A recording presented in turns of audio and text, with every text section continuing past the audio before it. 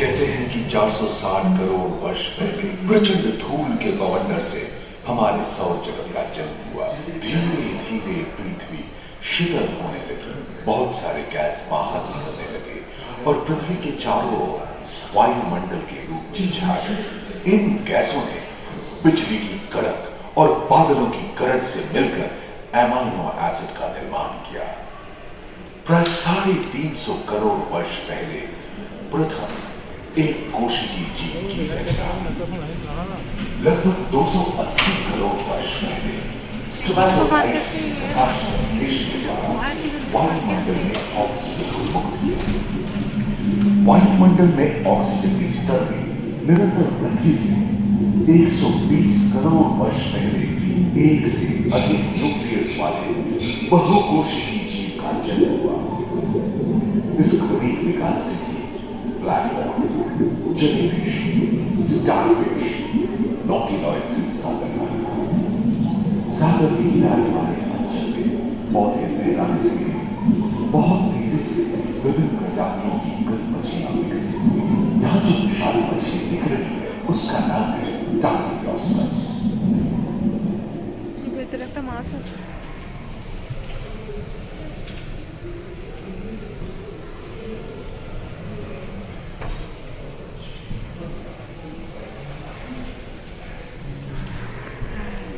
Dino ba? Dino tak no? Dino tahun. Dino. लगभग 35 करोड़ वर्ष पहले धरती पर पेड़ पौधों का जन्म हुआ, जो बढ़ते गए और घने जंगलों में बदल गए। घूम, मकड़े आदि पंखहीन पतंग एवं एक दियोस्टेगा जैसे उभयचर प्राणियों का आविर्भाव, सरीसृप जैसे स्तनपायी डायमेट्रोडॉन प्रकट हुए, जिसके पीठ पर नौका के पाल की तरह एक अंग था, जो ताप को नियंत्रित रखने में मदद करता है। सरीसृप की तरह ही एक अन्य स्तनपायी प्राणी साइनोनेटस इन दिनों काफी प्रभावशाली हो उठा था। इसकी विशेषता कुत्ते से बहुत मिलती थी।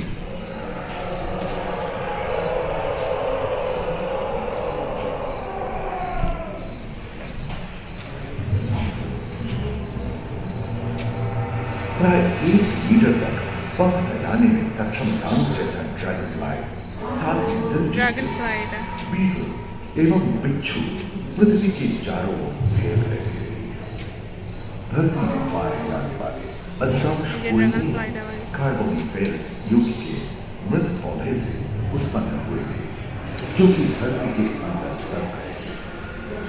उन दिनों पृथ्वी के 1/3 हिस्से में एकमात्र महादेश था जिसे पैंजिया कहा जाता था। जलवायु गर्म रहती थी। भूभाग पर प्रागैतिहासिक सरीसृपों का ही शासन था, जिन्होंने शुष्क जलवायु के साथ खुद को ढाल दिया था।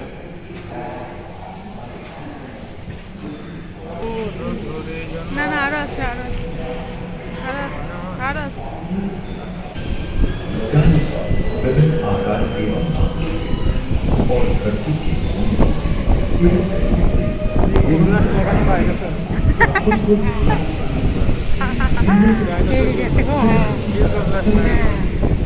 और कुछ 15 पूर्ण वयस्क हाथियों जितने हाथियों जैसे भारी थे वो। नहीं, एक हाथी न हो तो भारी थे। ভিতরে এতে জং করে এটা বিয়ারিং এ অনেকদিন মোবিল দেয়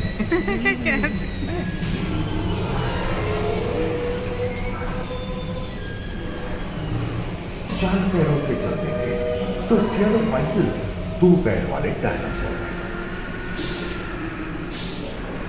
ब्रेकियोसॉरस की लंबाई लगभग 23 मीटर थी, जो कि एक टेनिस कोर्ट की लंबाई जितनी थी। पूरी तरह से यूनिमोर्फोडॉन हवा में उड़ते थे। इसी दिन प्रथम पक्षी आर्कियोप्टेरॉन का उदय हुआ, यानी जुरासिक के अंतिम चरण से क्रिटेशियस युग का प्रथम चरण तक डायनासोर स्वर्णिम युग रहा। जलवायु में नमी की मौजूदगी से पृथ्वी पेड़ पौधों से भर उठी थी।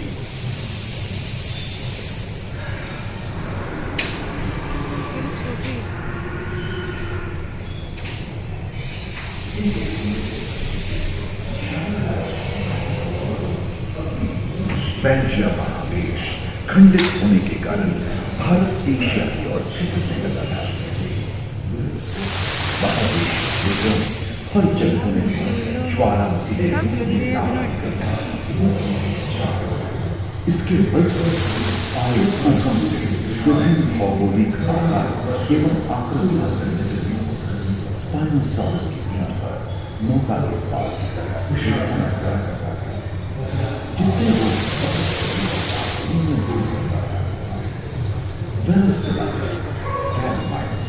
एवं ऊपरी रास्ते जैसे छोटे डायनासोर उनके दिग्गे बीच भावों को ठुकरा तोड़ से डायनासोर और कोलटोसॉरस के स्तर पर करीब करीबन 5 मीटर लंबे पंख वाले टेरोनोरस उड़ने फिसलने समझने में पर अधिकांश डायनासोर जैसे कि ट्राइसेराटोप्स और एंटिलोसॉर शाकाहारी लोरेसिया और दो पोखरी एवं समुद्री स्वर्ग के कठोर आवरण से रॉकीज एवं अन्य पर्वत श्रेणियां निर्मित हुई है।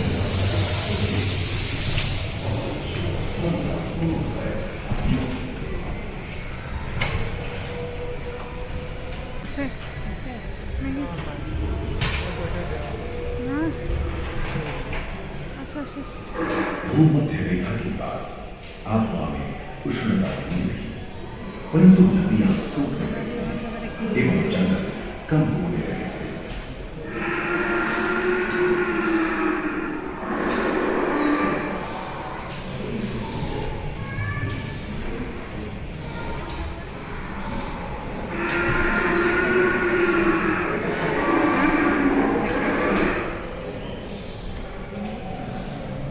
एकांत महादेश में जीव जंतुओं का विकास स्वतंत्र रूप से शुरू हुआ।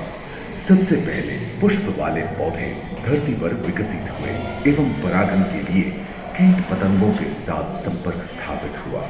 वे तेजी से धरती पर बढ़ने लगे। इसी समय पहली बार धरती पर सांपों का जन्म हुआ। डायनासोर में सबसे भयंकर था टिरानोसॉरस रेक्स।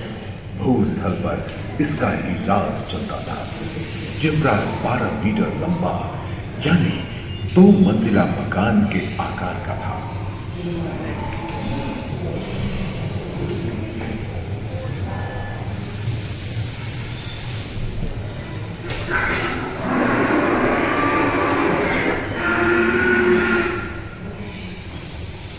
इनके हमले से बचने के लिए शाकाहारी एंकिलोसॉरस अपनी पूंछ के उपकर का इस्तेमाल करते थे।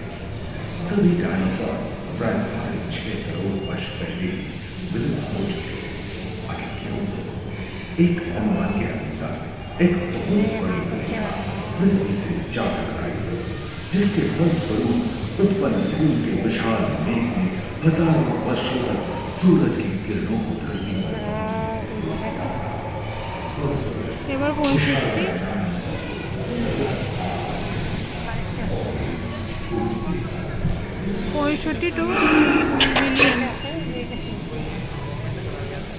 million years ago.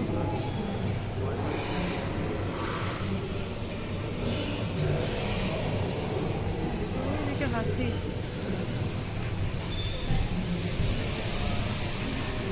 बांदर हाथी এখানে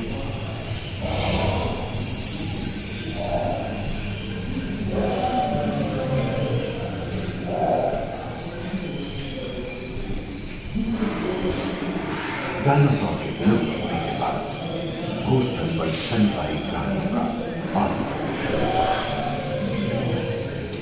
पर्याप्त मात्रा में आहार उपलब्ध होने के कारण छोटे छोटे स्तनपायी प्राणी बड़े आकार में बदलते गए। इसी समय बड़े बड़े शाकाहारी एवं मांसाहारी स्तनपायी प्राणी धरती पर नजर आने लगे। विश्व के कई हिस्से जंगल से हरे भरे हो गए।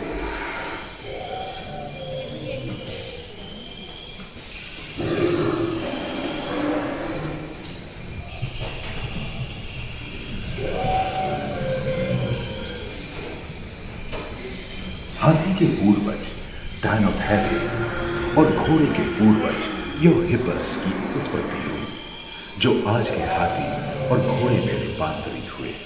लेमूर, टर्सियर जैसे प्राइमेट भी इसी युग में पैदा हुए। खोखली अस्थियों वाले आज के दिनों के पक्षी इन्हीं दिनों जन्मे थे। डायाट्राइमा जैसे बड़े एवं अक्षम पक्षी उन जगहों में रहते थे जहां मांसाहारी बड़े स्तनपायी प्राणी एवं बंदरों का जन्म लगभग 1 करोड़ वर्ष पहले हुआ था। इस समय ही आदि मनुष्यों का आविर्भाव हुआ।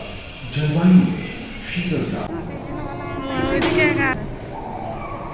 पृथ्वी के लंबे इतिहास में झांके तो ऐसे कई मौके रहे हैं जब उत्तरी गोलार्ध के अधिकांश हिस्से बर्फ की चादरों से ढक गए थे, जो आइस एज के नाम से जाना जाता है। हम आज ऐसे ही एक आइस एज में रह रहे हैं जो 20 लाख वर्ष पहले शुरू हुआ था। रोएदार गेंडे, रोएदार स्तनपायी और कस्तूरी गायों ने अपने शरीर के रोमों की सहायता से शीतल जलवायु के साथ तालमेल बैठा लिया था। पुष्ट गुंबद आकार के ग्लाइकोडोन जैसे विशाल आर्मडिलो भी उन दिनों मौजूद थे। सिल्वर टूथ वाले बाघ और विशाल सिंह वाले हिरण जंगल में शान से विचरण करते थे। संभवतः सामने के दांत से मांस को चीरने फाड़ने में हुई अड़चन के कारण यह समय के साथ विलुप्त हो गए। वहीं दानव आकार के हिरण हिंसक जानवरों से बचने के लिए तेजी से नहीं भाग सकते थे। फलस्वरूप वे ओझल होते गए। इस समय से ही आधुनिक मानव का क्रमिक विकास शुरू हुआ और विशालकाय स्तनपायी प्राणी धीरे धीरे विलुप्त होने लगी।